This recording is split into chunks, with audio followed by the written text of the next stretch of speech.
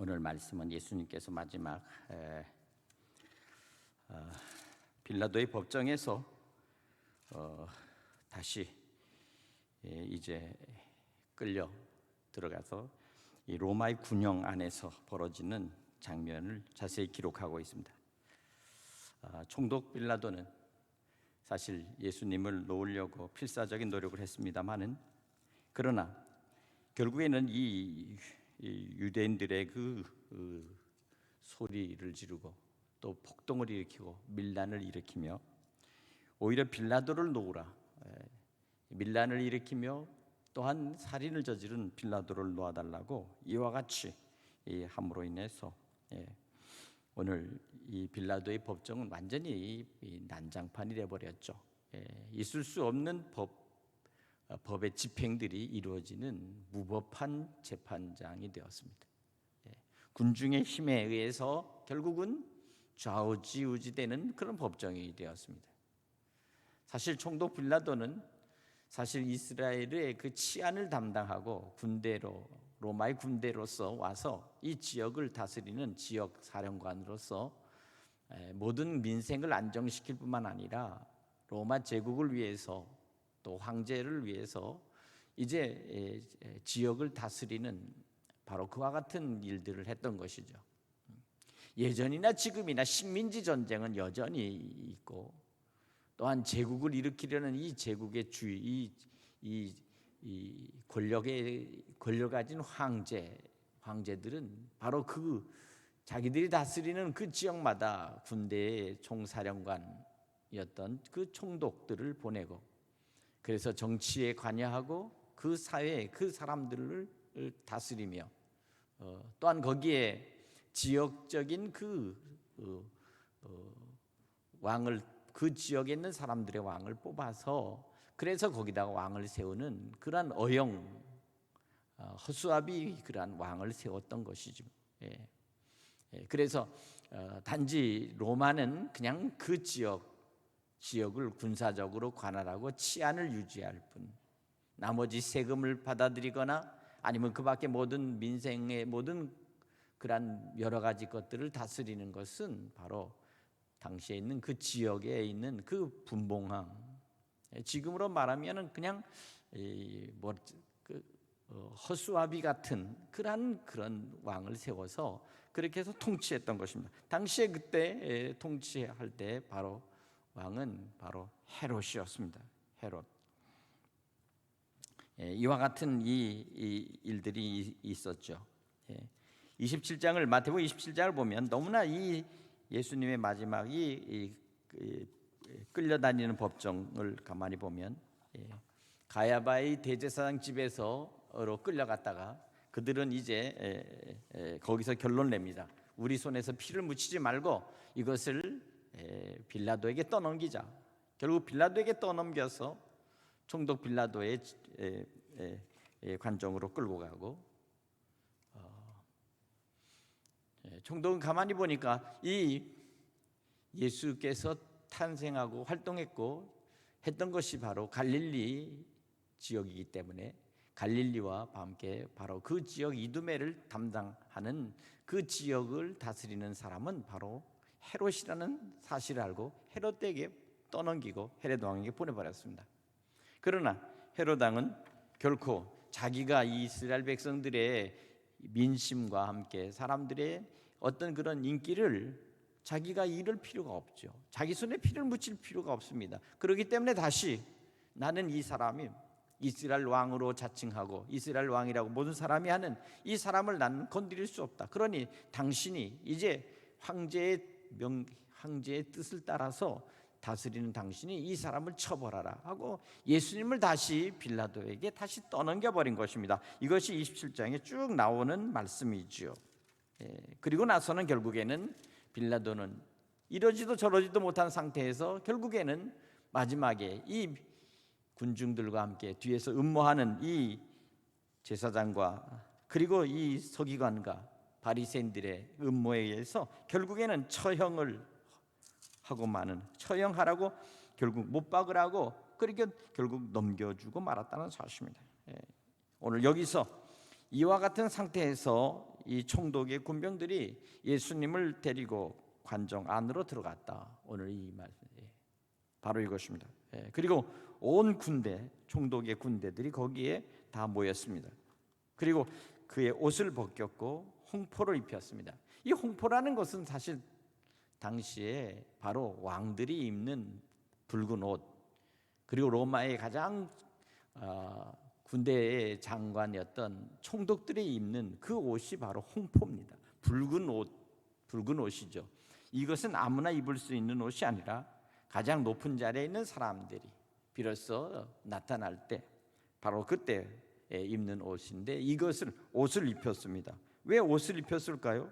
바로 그것은 바로 오늘 여기 본문에 나타납니다. 유대인의 왕이여라고 부릅니다. 그러니까 왕으로서의 예의를 갖추기 위해서는 홍포를 입히는 것이 당연한 것이죠. 그러나 사실 그들은 결국은 홍포를 입혔고, 그러나 그 머리에다가는 가시로 만든 관을 씌웠다. 가시로 만든 관을 씌웠다. 그리고 그 머리에 씌우고 갈대를 그의 오른손에 들렸다. 황제나 아니면 총독은 그들의 손에다가 반드시 손에 쥐고 있는 그러한 두 가지의 것이 있습니다. 하나는 뭡니까? 하나는 지휘봉입니다. 지휘봉. 왕권을 가지고 있는 그 지휘봉을 가지고 있었습니다. 그러니까 그 지휘봉을 가지고 있는 자는 바로 황제로서, 왕으로서의 모든 것들을 가지고 있을 수 있는 거죠. 그러나 오늘 여기 예수님의 손에다가는 갈대를 손에 쥐어줬다. 참 보잘것없는 것이죠. 갈대를. 이것은 결국은 조롱하고 예수님을 희롱하는 것이었습니다. 그리고는 그 앞에 무릎을 꿇고 그들이 이제 예수님 앞에서 온갖 말로 희롱을 하기 시작했습니다. 유대인의 왕이여 평안할지어다. 자, 여기서 한 가지, 예수님은 아무 말씀도 안 하셨다는 것입니다. 침묵입니다.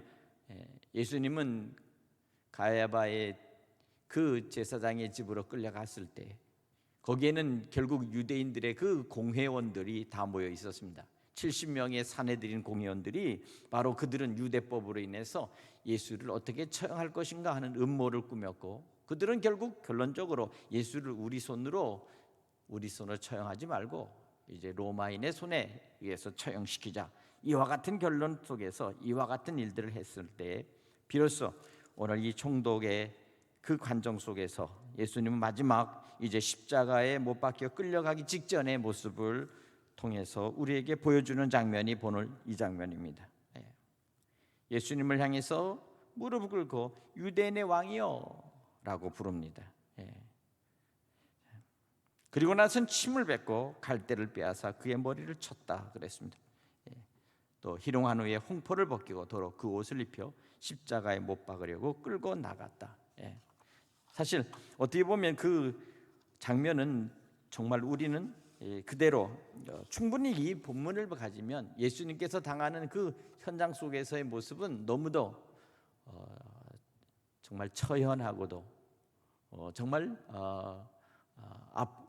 예수님의 그 십자가형을 받기 전에 마지막 죄수로서 끌려가는 모습을 볼 수 있습니다. 저는 여기서 한 가지 우리가 주목해야 될 것은 바로 그 옷이라는 것입니다. 왜 옷을 벗길까? 그리고 왜 홍포를 입힐까? 인간에게 있어서의 가장 자기 자신을 존엄하게 드러내며 모든 사람이 그의 신분을 드러낼 수 있는 유일한 것이 있다면 그것은 바로 옷일 거예요. 그렇죠? 군인은 군인다운 군복 입어야 되고, 경찰은 경찰의 제복을 입어야 되고, 때로는 판사는 그 법정에 설 때는 그 법복을 입는 것입니다. 그 나름대로의 그 옷은 그의 신분을 드러낼 수 있고, 또한 그가 뭘 하는지에 대해서 알 수 있죠. 창세기 3장 7절에도 보면 놀랍게도 아담과 하와가 범죄한 후에 제일 첫 번째 그가 한 일은 무엇이냐? 옷을 만드는 일이었습니다.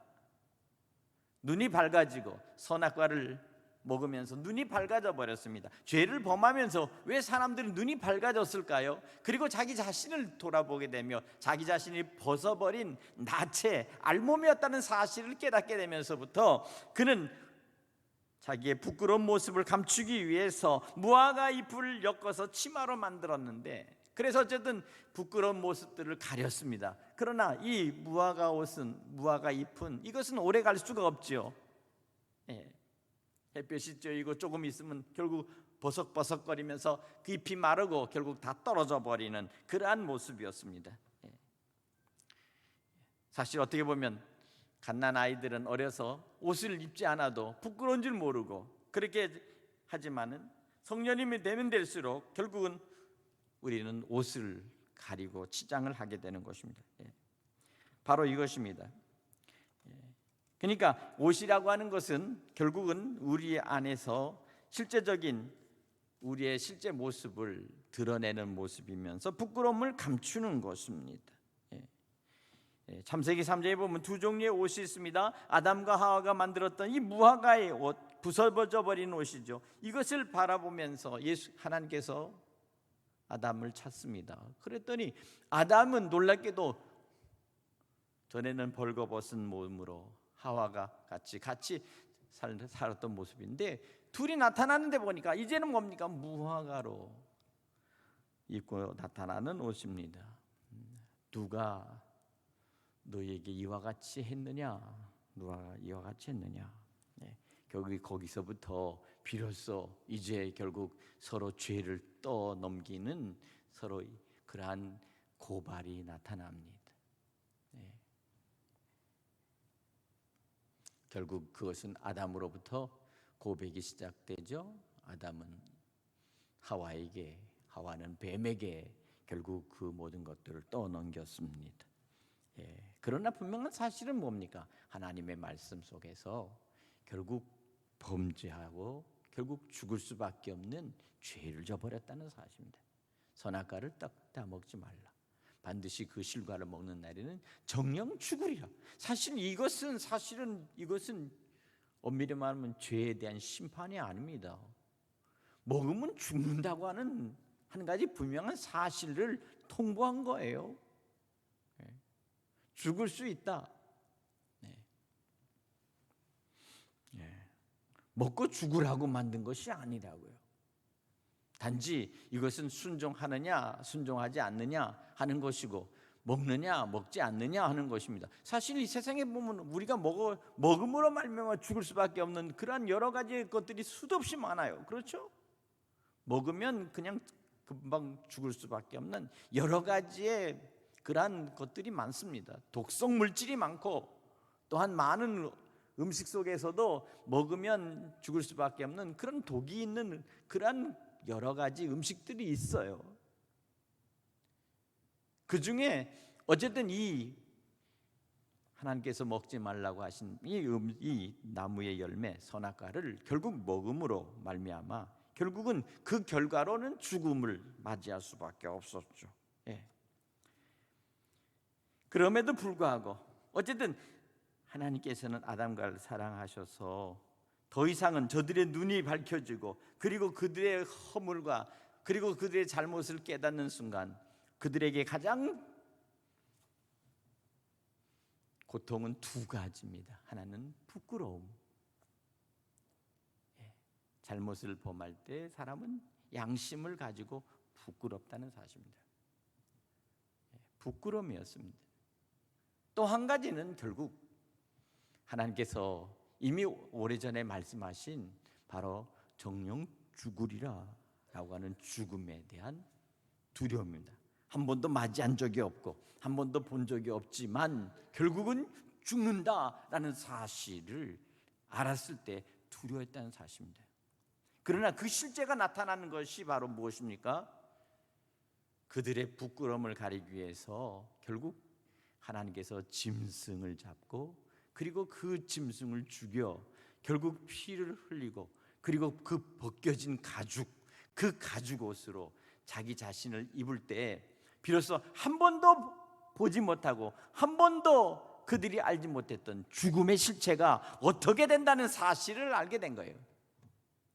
짐승의 가죽 옷을 통해서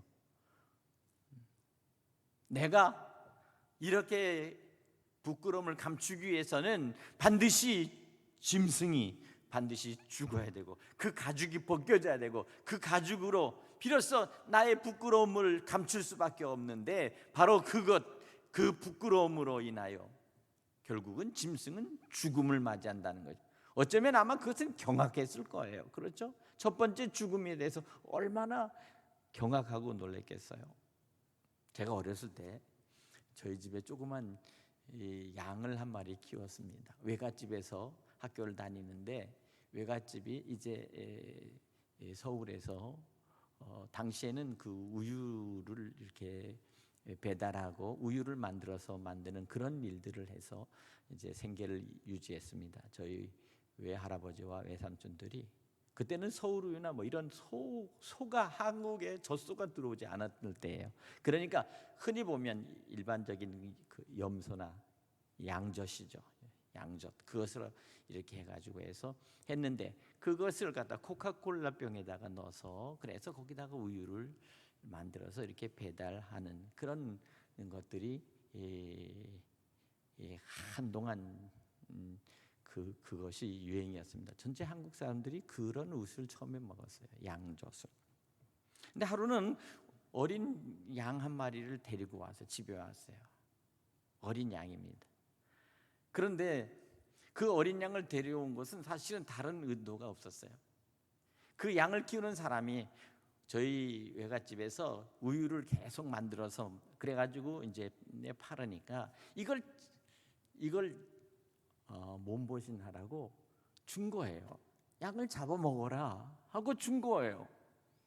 근데 그 양이 너무 이쁘고 좋아서 제가 그걸 계속 키웠습니다. 키워서 살이 푸동푸동 찌잖아요. 나는 어린 양을 키우니까 너무 양이 이쁘고 좋았어요.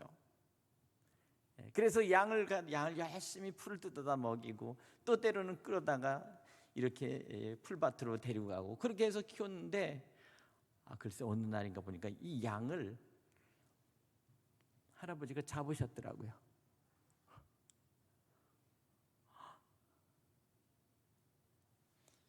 정말 그때 그 제 마음속에 그 무너지는 충격. 제가 그래서 그것 때문에 몇 날 울었어요. 지금도 그때 기억이 납니다. 제가 울었던 기억. 밤에도 멈출 수 없는 눈물이 흐르는 거예요. 예. 저희 이모가 저를 갖다가 끌어안고 달래고 위로하고 그러면서 했는데도 불구하고 저는 처음으로 결국 뭡니까? 짐승이든 사람이든 처음으로 죽는다는 사실을 그때 뼈저리게 보았던 거예요. 죽음이 얼마나 사람의 마음을 아프게 하고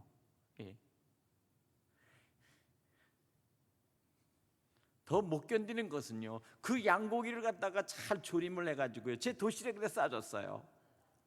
그래가지고 이 도시락을 가지고 학교 가서 이제 이렇게 같이 나눠 먹는데 죽었다 깨나도 이 고기를 먹을 수가 없는 거예요. 그런데 아이들이 딱 보는 순간 제 도시락 뚜껑을 여는 순간 애들이 다 고기다 하고 달라드는 거예요. 젓가락 갖고. 예. 애들은 맛있게 먹었죠.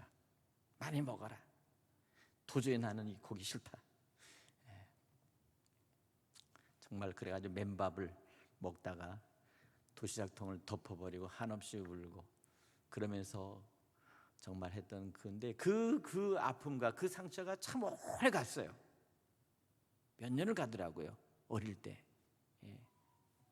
일상 집에서 잡아먹고 또 뭐 봄에 잡아먹고 가을에 잡아먹고 또 뭐 그런 것들을 몇 번 겹치면 사람들은 의뢰 이건 잡아먹는 거다라고 생각할 수 있을지 모르지만 아마 제 마음속에는 이 양을 잘 키우면 이 양과 같이 하면은 정말 제가 그 외로우니까 양을 친구 삼아서 같이 이렇게 마음을 줬던 그 마음이 그 시간이 한 달, 두 달 이렇게 그 어간이 흐르는 과정 속에서 제가 마음에 갖고 있었던 그 애착과 그 짐승에 대한 어떤 그런 보이지 않는 애정과 사랑이 있었던 거기서부터 그것이 하루아침에 상실돼 버리고 그리고 처참하게 그것이 고깃덩어리로 변했다는 이 사실을 또한 생명을 죽였다는 사실이 어린 마음속에서는 너무 오랫동안 상처로 남더라고요. 어쩌면 아담과 하와도 처음에 아마 그런 마음이 아니었을까 싶어요. 저는 이 본문을 이해할 때마다 늘 그때 그 생각이 나요. 하나님께서 이 양을, 이 짐승이 어떤 짐승인지는 알 수 없습니다. 그러나 분명한 것은 결국 예수께서 마지막 십자가에 짊어지시고 가실 때, 그때 모든 사람들이 이미 알고 있었습니다. 세례 요한은 외칩니다. 보라, 하나님의 어린 양을 보라. 하나님의 어린 양을 보라.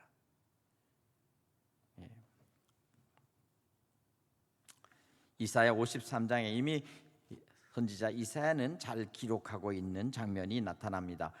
이사야 53장 4절부터 5절을 한번 잠깐 읽어볼게요. 과연 거기에는 마지막에 예수님께서 어떻게 마지막에 고통과 함께 마지막에 그 죽으심을 맞이하는지에 대해서 장차 올 하나님의 어린 양 메시아에 대한 예고가 이사야 53장에 기록되어 있습니다. 4절부터 말씀을 보면 이렇게 말합니다. 그는 실로 우리의 질고를 지고 우리의 슬픔을 당하였거늘 우리는 생각하기를 그는 징벌을 받아 하나님께 맞으며 고난을 당한다 하였노라. 그가 찔림은 우리의 허물 때문이요 그가 상함은 우리의 죄악 때문이라. 그가 징계를 받음으로 우리는 평화를 누리고 그가 채찍에 맞음으로 우리는 나음을 받았도다. 특별히 6절에 우리는 다 양 같아서 그릇 행하여 각기 제 길로 갔거늘 여호와께서는 우리 모두의 죄악을 그에게 담당시키셨도다. 이렇게 말합니다. 특별히 그 후에도 7절부터 9절까지 말씀을 가만히 보면 이렇게 말씀합니다. 그가 곤욕을 당하여 괴로울 때도 그의 입을 열지 아니하였으며 마치 도수장에 끌려가는 어린 양과 털 깎는 자 앞에 잠잠한 양같이 그의 입을 열지 아니하였도다. 그가 곤욕과 신문을 당하고 끌려갔으나 그 세대 중에 누가 생각하기를 그가 살아있는 자들의 땅에서 끊어짐은 마땅히 형벌받은 내 백성의 허물 때문이라 하였으리요. 마땅히 형벌받아 마땅히 고통받고 고난당하는 이 백성들의 죄를 그가 당한다고 누가 생각했겠냐 그 말이에요. 하나님을 배역하고 또한 하나님의 선지자들을 희생을 시키고 죽이고 그러면서도 마지막 예수님께서 오셔서 하나님의 나라를 선포하고 그리고 진리를 선포해도 그들은 결국에는 이 한 사람이 죽음으로 말미암아 온 민족이 우리 민족이 망하고 죽는 것보다 낫지 아니하냐. 이와 같은 일로 인해서 결국에는 뭡니까? 희생의 제물로 삼으려고 하는 그러한 음모가 결국 있었고 그것이 결국은 이루어진 것이죠. 자, 우리는 이것을 보면서 한 가지는 참 세상은 때로는 우리가 알고 싶은 진실을 세상은 결코 말해주지 않는다는 것입니다. 오늘의 현대를 사는 우리에게도 아무리 정보가 모든 사람들 속에서 잘 유통이 되고 온갖 방송과 그리고 온갖 유튜브와 온갖 것들이 다 있다 할지라도 여전히 우리가 알지 못하는 때로는 우리가 전혀 알 수 없는 그러한 여러 가지 일들이 보이지 않는 가운데 세상의 권력자들이 그리고 세상을 권세 잡은 자들이 그리고 어떤 가진 자들이 결국 그것을 음모하고 그 일을 행하여도 결국 모든 대중들은 도대체 무슨 일을 하는 거야? 라고 그렇게 결국 알 수 없게 지나가 버리거나 아니면 그러한 모든 것들을 은폐하고 엄폐하고 그리고 모든 것을 숨겨도 결국 알 수 없잖아요. 나중에서야 드러나야 결국에는 그것이 사실이었다고 하고서 모든 사람들이 흥분하고 모두가 다 같이 악을 쓰면서 달려들지라도 그전에는 그 누군가 알 수 없습니다. 그러나 그러한 현실과 진실이 밝혀지는 것이 얼마나 더디고 때로는 그것들이 역사 속에서 감춰버린 일이 비일비재했던 것이죠. 예수님의 일도 역시 마찬가지입니다. 이미 이사야에서 이미 예고하고 말씀하신 이 이사야에서 있는 이 모든 말씀은 이미 제사장과 서기관과 바리새인들이 수십 번, 수백 번, 수천 번 읽고 이와 같은 일들이 있을 거라는 것을 이미 익히 알면서도, 그러나 막상은 예수님에 대해서는 그와 같이 행했다는 사실입니다. 오늘 신약성경에서 보면 우리는 이것을 보면서 우리는 하나님께서는 왜 이 일을 이렇게 계획하고 계셨을까? 예수님도 침묵하시고 때로는 하나님도 침묵하시고, 예수께서 이와 같이 부당한 일을 당하면 하나님께서 그냥 하늘에서 벼락이 떨어지고 천둥이 떨어지고 그린 날벼락처럼 떨어져서 하든지, 아니면 그냥 하늘에서 우박이 떨어져가지고 돌덩이만한 우박들이 떨어진 심판을 하시든지, 아니면 그냥 땅이 쩍쩍 갈라져서 그들을 한순간에 다 그 땅속으로 다 삼켜버리든지, 아니면 산이 터져나가고 산이 폭발해서 불바다로 말하는 화산이 터져서 하나님의 진노를 나타내야 되는데, 왜 하나님은 가만히 계시면서 마지막 십자가에서 마지막 죽으실 때 그때서야 비로소 온 천지가 껌껌해지고, 그리고 비로소 산이 울리고 지진이 나면서 예수님의 십자가를 바라보는 여인들의 통곡이 계속 이어졌을까? 바로 이것입니다. 우리는 이것을 보면서 다시 생각해 봅니다. 하나님의 사랑으로 우리를 구원하시기 위해서 하나님 얼마나 오랫동안 참고 기다리시며, 그리고 하나님은 우리를 인내하셨는가 하는 것을 생각해 보는 겁니다. 사람들은 정말 그 진실이 알 때까지 시간이 참 오래 걸리는 것 같아요. 그 사실이 알려지기까지는 참으로 오랫동안 많은 사람들이 그 진실이 알려질 때까지 시간이 지나가고, 그리고 그 고통 속에 있는, 수없이 고통 속에 있는 사람들의 아픔 속에서 비로소 진실은 드러난다는 것입니다. 그리고 나서야 비로소 거기에 참된 하나님의 사랑과 하나님의 그 온유하심, 아가페오의 그 온유하심이 드러나는 것이죠. 자식을 잃어본 사람만이 자식을 잃어본 후에 겪는 그 고통의 아픔을 가질 수가 있죠. 우리가 아무리 얘기를 해도 자식을 잃어버리지 않는 사람은 그 자식을 잃어본 그 아비와 어미의 마음을 이해할 수 없습니다. 바로 그것이죠.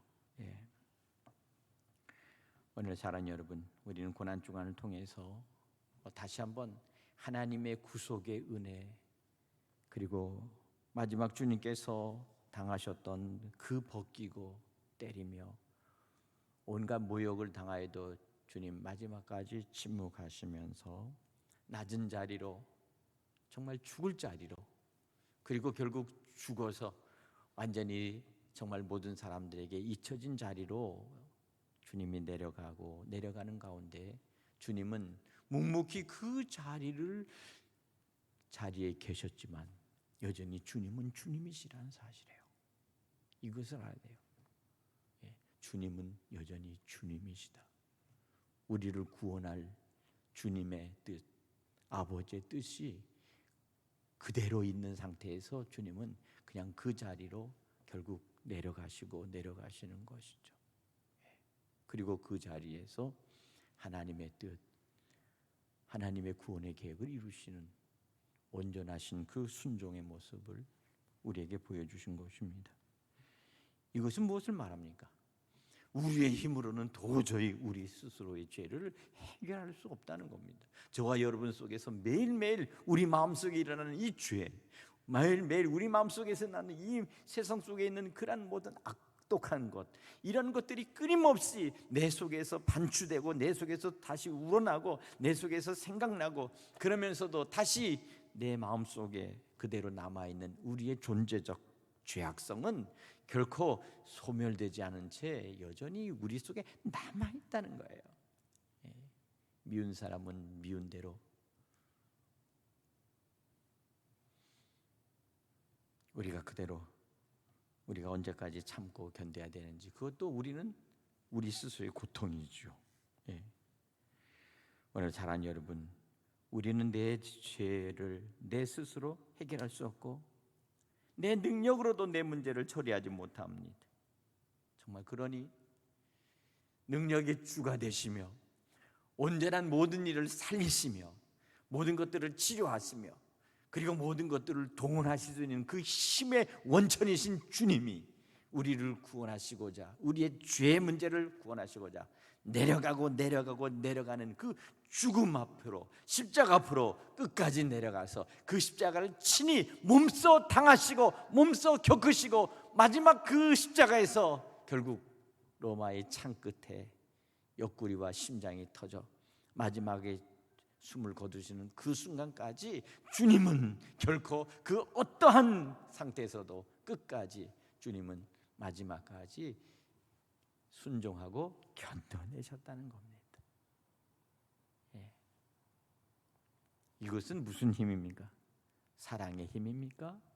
순종의 힘입니까? 아니면 그 어떤 힘입니까? 주님 안에 무엇이지? 주님 안에 있는 그 궁극적인 주님 안에 있는 그것이 무엇입니까? 그것이 바로 우리를 끝까지 구원하시고 우리의 죄악을 도말하시고자 하시는 바로 주님의 마음이다. 예수의 마음이다. 이 마음, 이것은 곧 하나님의 뜻이요 아버지의 사랑이라는 사실을 알고 있었기에 변함없이, 그 어떤 변명 없이, 그리고 거기에 대한 대항 없이 마지막 끝까지 주님의 뜻을, 아버지의 뜻을 이루기 위해서 마지막까지 몸소 겪으셔서 마지막에 죽음에 그 길로 들어서시는 주님을 우리는 생각하는 것입니다. 예수의 마음, 너희 안에 이 마음을 품으라, 곧 예수의 마음이니, 우리가 가지고 있어야 될 바로 가장 신앙의 가장 낮은 자리요, 바로 그 신앙의 밑자리, 그 자리에 바로 하나님의 사랑과 하나님의 긍휼과 하나님의 그 용서가 있다는 사실을 우리가 분명히 깨달으면서 이 고난 주간 믿음으로 승리하시기를 바랍니다. 주님의 사랑, 아버지의 사랑, 그리고 우리 모두가 서로 사랑해야 될 그 사랑의 그 자리는 바로 십자가에서 우리에게 보여주신 주님의 사랑이요 아버지의 긍휼의 사랑이라는 것을 여러분 다시 한번 기억하면서 주님을 사모하는 그러한 믿음의 사람 되시길 바랍니다. 멸시와 굴욕, 때론 조롱과 함께 천대를 견디고 잡는 것이 진정한 큰 사람, 큰 사랑이다 라고 말씀하고 있습니다. 갈보리 언덕의 예수님을 바라봅시다. 십자가의 주님을 바라봅시다. 우리가 마지막 붙들고 우리가 마지막에 내려가야 될 그 자리는 바로 예수 그리스도의 십자가의 자리입니다. 이것이 바로 우리의 신앙에 있어서 찾아가야 될 마지막 고백의 자리고, 그리고 다시 부활로 나갈 수 있는 부활의 문이 되는 바로 그 자리, 바로 그것이 십자가의 자리라는 것을 우리가 다시 한번 믿고, 내가 주님을 믿습니다. 나의 주님은 예수 그리스도시요 당신은 나의 왕이시며 나의 주가 되십니다. 나는 주님만 사랑합니다 라고 하는 이 고백이 오늘 우리 모든 성도들에게 이 시간 동영상 유튜브로 예배드리는 우리 모든 성도의 자리에서 우리 다 같이 함께 같이 고백해야 될 그러한 사랑의 고백이요 믿음의 고백이요 구원에 대한 감사의 고백이 되어야 될 줄로 믿습니다. 기도하겠습니다.